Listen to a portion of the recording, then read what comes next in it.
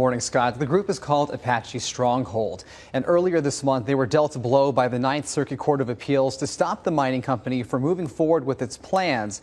But they say their fight is not over. A special panel of judges was 5-6 on this decision, so really close, and they're going to file an appeal. Their hope is to get this case in front of the Supreme Court.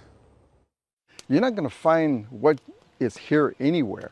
You have an abundance of food, you have an abundance of medicine plants, you have an abundance of water, wildlife. Oak Flat is located in the Tonto National Forest. Oak trees, rough terrain, and big boulders make up the landscape. Wensler Nossi Sr. says his people, the Apache, have lived on this land since time immemorial. It's critical. It's our identity. It's who we are that God made us to be. The former chairman of the San Carlos Apache is also leader of Apache Stronghold. He's taken up residence at the Oak Flat campground for the last 2 years, all in an effort to protect his ancestral homelands. This goes through, what's it going to look like?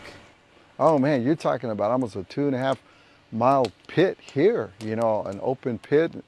And you're talking about, really a disaster in all different areas of life. Just a few thousand yards away from Nossi's camper, Resolution Copper sits at the top of the mountain. Here's video from the company's website explaining its proposal. To keep America competitive, we need copper, and lots of it. That's where Arizona comes in. About 60 miles east of Phoenix, just outside the town of Superior, is home to the Resolution Copper Project.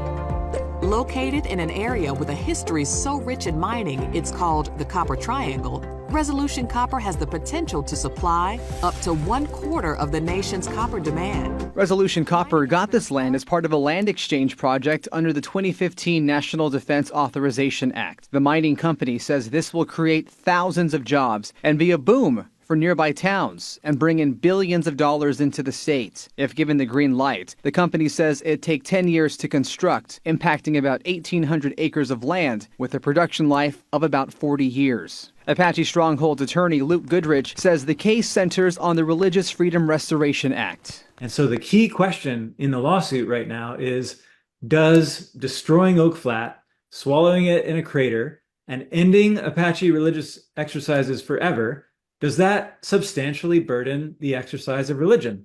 We think the answer is obvious, and we hope the Supreme Court is going to agree.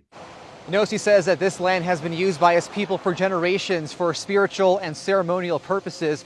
He's worried what this will mean for important traditions like the coming of age ceremonies for women down the line. There's been so many girls in my community that have had their sunrise ceremony here, and that's a part of our creation story. We are the reincarnation of the first woman in the Apache way of life. And so to have that connection, to be reborn as a woman on this land, that is being cut. Nalin Pike is Nossi's granddaughter. She's also been out protesting and educating others about their ties to the land.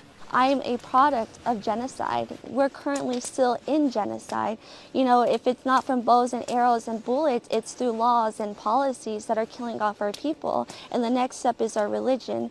Because if you take away our religion, we're walking carcasses. We're living dead beings. Nossi says this fight against the U.S. government is nothing new for Native Americans, just a long continuation of one that started hundreds of years ago. It's San Francisco because we'll be laying our case. And Wensler there saying that they are going to continue to fight. So I did reach out to Resolution Copper for an interview. They did decline my request, but they did send over a statement. I'd like you to see that here. They say there is significant local support for the project, which has the potential to supply up to 1/4 of U.S. copper demand and add up to $1 billion a year to Arizona's economy and create thousands of local jobs in a region where mining has played an important role for more than a century.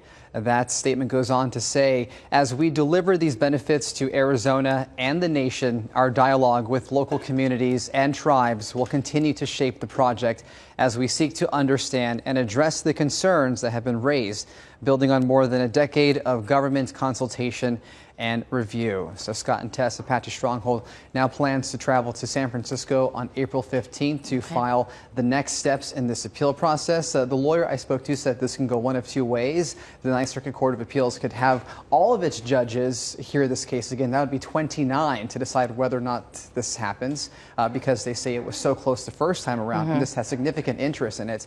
Or it could go to the Supreme Court. So they are waiting to hear a final resolution on something they've been waiting for years. All right, all the way to the Supreme Court with possibility there. Okay, All we will right. watch it closely. Colton, Thank you. Thank you.